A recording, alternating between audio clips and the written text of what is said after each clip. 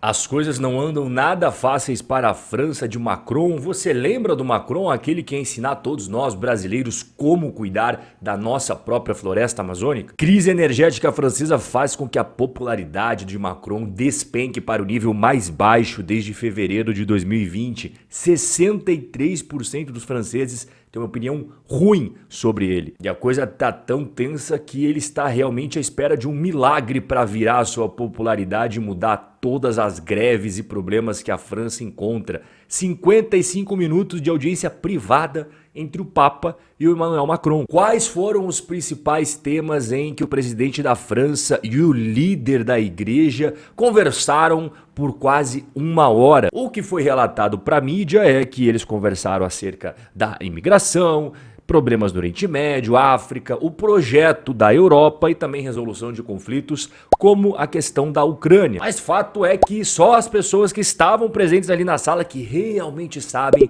o que os dois conversaram nesses 60 minutos. Mas uma coisa que a gente pode afirmar é que essa foi uma das maiores reuniões que o Papa já fez com o chefe de Estado. Então, com certeza, o papo ali foi muito importante. Não é apenas a popularidade de Macron que está indo ladeira abaixo. A situação energética na França vai de mal a pior. 26 dos 56 reatores nucleares da França estão desligados. Isso ameaçou inclusive os planos do governo de colocar eles funcionando até o final do inverno. E já que a gente está falando de inverno, não dá para deixar de lado os protestos que a mídia brasileira adora encobrir e fingir que eles não estão acontecendo, mas eu venho mostrando para você que toda semana vai surgindo cada vez mais e mais europeus descontentes. E uma prova da popularidade do Macron entre os franceses é esse cartaz que essa moça está segurando. Aí está a imagem do presidente Macron com fezes em sua cabeça. Aqui você está vendo um dos protestos em que infelizmente a mídia brasileira não cobriu para mostrar para a população brasileira.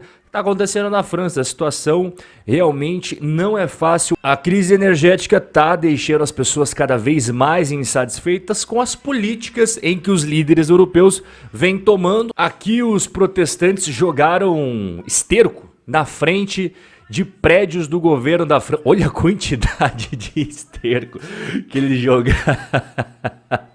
No meio desses protestos em que a população sai para reclamar da crise energética, pedir saída da ONU e também falar que não quer mais essa política ESG de combustível limpo, tem gente que vai lá falar exatamente ao contrário, como é, por exemplo, essa ONG francesa chamada ATTAC, que é uma ONG que luta, segundo eles, por justiça social, justiça ambiental, e está lá protestando, pedindo salários mais altos, congelamento de preços e ação contra as mudanças climáticas. E a ATTAC, assim como várias outras ONGs, formaram a coalizão NUPES, que inclui o partido de extrema esquerda France Unbowed, o Partido Socialista da França, o Partido Verde e o Partido Comunista, todos eles unidos. Então esses protestos, tem gente que pede uma coisa, tem gente que aproveita para pedir completamente o contrário. Nas semanas anteriores eu mostrei para você os franceses falando: eu quero voltar com a energia nuclear, chega com esse negócio aí de ESG. Quando você viu aí que tem ONG capturando esses protestos para fazer exatamente o contrário, pedir para cada vez mais ter a política ESG,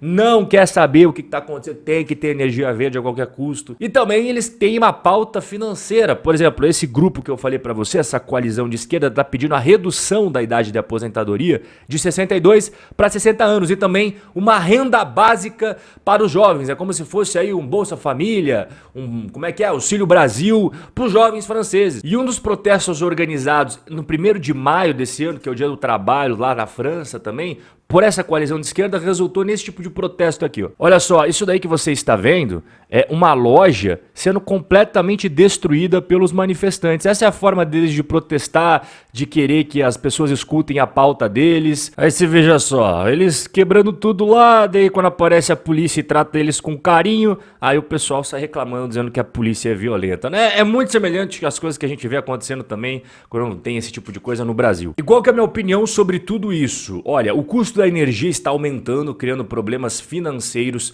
para famílias e empresas europeias. Já antes de toda essa questão da Ucrânia, o fornecimento de energia da Europa já era vulnerável. Por quê? Porque a segurança energética, ela não tinha sido uma prioridade política, né? Ela sempre foi exacerbada por políticas fracas, populistas, míopes. Na Europa, quando o tema era energia, era um campo aberto para populismo, ecoterrorismo. Quem traçava as políticas energéticas da Europa eram as pressões das ONGs, as pressões dos jovens estudantes. É muito bonito, muito lindo, muito bacana no papel, mas na prática você tá vendo agora o que está acontecendo. A Rússia tomou sanções da Europa depois que ela invadiu a Ucrânia. Por consequência, ela devolveu na mesma moeda, ela fechou a torneirinha do gás natural. Qual que é a solução para isso daí? A única solução inteligente é aumentar o fornecimento de outras fontes de energia. Só que isso daí, que seria uma resposta óbvia para mim, para você e para qualquer outra pessoa que tem mais de 2 neurônios no cérebro,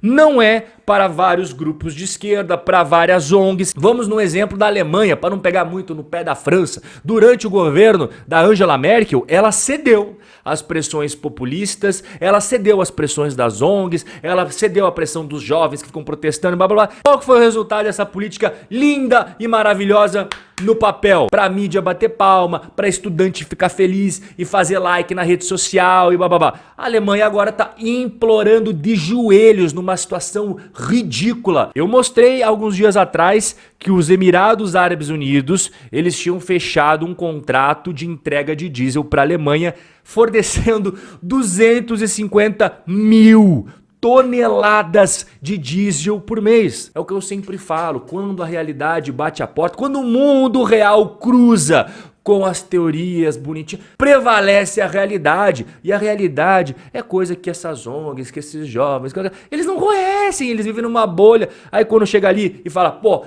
tamo lascado, não tem que fazer, tem que correr atrás do combustível sujo, do combustível do mal. As consequências das decisões políticas das ONGs, dos líderes políticos, desses partidos mais extremos, nunca é pago por eles próprios. Sabe por quem que é pago? Pelo cidadão trabalhador, pela empresa familiar pequena, pelo microempresário. É sempre o povo que não é muito ligado nessas coisas, que eles têm mais o que fazer no dia a dia. O cara tem que trabalhar, tem que botar dinheiro pra dentro de casa, tem que cuidar da família. O povo que é composto por milhões e milhões de pessoas e que até muitas vezes acreditam no conto de fadas, porque muitas das pessoas realmente ali elas estão de coração acreditando naquilo que é passado pra elas através da propaganda. São elas que pagam a conta, é o cara que vai lá pegar a fatura de energia elétrica e fala, meu Deus do céu, de onde que eu vou tirar dinheiro pra pagar isso daqui? É o cara que vê o aluguel dele aumentando pra caramba e ele vai no mercado, o dinheiro dele paga cada vez menos produtos. E aí quando a realidade bate a porta mesmo e o cara fala, meu, eu fui enganado, tô com um monte de conta atrasada aqui, um monte de problema, aí começam aqueles protestos que eu mostrei pra você. Infelizmente, esse tipo de situação, ela não destrói a economia, as multinacionais, que tem bilhões e bilhões de euros de patrimônio. Não, não. Sabe quem que ela destrói? Vou pegar aqui o exemplo da Alemanha. As empresas familiares, que inclusive são os maiores tipos de empresas na Alemanha, não são as multinacionais, não é Mercedes-Benz, não é Porsche, não é nada disso, é empresa familiar, empresa pequenininha. 90% de todas as empresas na Alemanha são familiares e elas representam 58% de todos os empregos. Só que além de todos esses erros primários, a presidente da Comissão Europeia, lá, a Ursula von der Leyen, anunciou um mecanismo de solidariedade para compartilhar gás entre os 27 Estados-membros da União Europeia. Este mecanismo de solidariedade, ele lembra muito bem o compartilhamento da dívida soberana entre os países da União Europeia. Presta atenção aqui que você já vai entender como é que funciona. Você lembra daquela história que eu contei do condomínio da União Europeia? Que você tem lá os moradores lá dos andares mais caros, o cara que mora na cobertura, o alemão que tem bastante grana, o holandês, o cara de Luxemburgo e tal, que eles sempre pagam em dia o condomínio, eles não atrasam o pagamento do condomínio, né? Quando tem obra para reformar, para melhorar o condomínio, eles sempre estão botando dinheiro lá. E tem aqueles outros moradores do condomínio que sempre atrasa condomínio, já tá inadimplente 2 meses, 3 meses, mas esse cara mesmo não pagando, ele quer usar a piscina, ele quer usar o salão de jogos, ele quer usar o salão de festas. Quando a coisa fica complicada, o que eles têm que fazer? Eles têm que correr para quem tem dinheiro. Vale lembrar que essa crise se originou, como eu expliquei agora há pouco, devido às sanções que impuseram a Rússia fechou a torneirinha do gás, e isso acabou impactando diretamente nos preços de energia, que forçou o governo ao quê? Adotar cortes de impostos, temporariamente, claro, controles de preços, subsídios ao consumidor e outras medidas. Só que esses países da Europa acabaram fazendo isso através do endividamento. Por exemplo, o Reino Unido, a dívida dele chegou a 143% do PIB. E só para essa crise de energia, eles desembolsaram 178 bilhões de euros. A gente tem o caso da França, que está com uma relação dívida-PIB de 145%, já destinou 71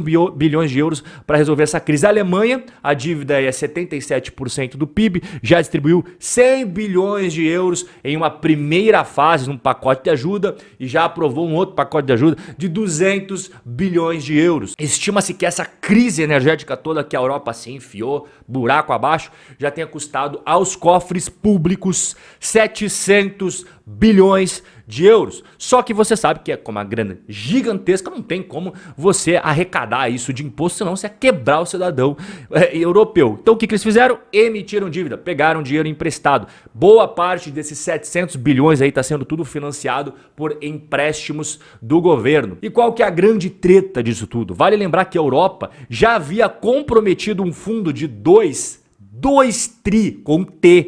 trilhões de dólares para reconstruir a Europa pós C-19 e também somando aí os gastos para promover a assistência da Ucrânia, dando suporte para eles com o conflito que os caras estão tendo com a Rússia. Então, além da crise energética, a Europa pode muito em breve enfrentar outra crise que eu não vejo ninguém comentando aí, que é a crise da grana, a crise da dívida, a crise financeira. Eu vou abordar mais sobre a questão financeira em outro bate-papo, mas esse daqui eu só quero que você perceba que o caminho que a Europa está seguindo pode ser um caminho sem volta. Mais algumas escolhas erradas, ó, o copo da Europa já tá aqui cheio, mais algumas gotinhas de escolhas erradas, esse negócio vai transbordar e você vai ver isso ao vivo e a cores. E isso vai pegar mais países do que outros, porque a Europa não é um único país, são vários países dentro, alguns estão muito mais preparados para isso, mas outros estão entrando num buraco que pode ser permanente. Forte abraço e a gente vai se ver no nosso próximo encontro.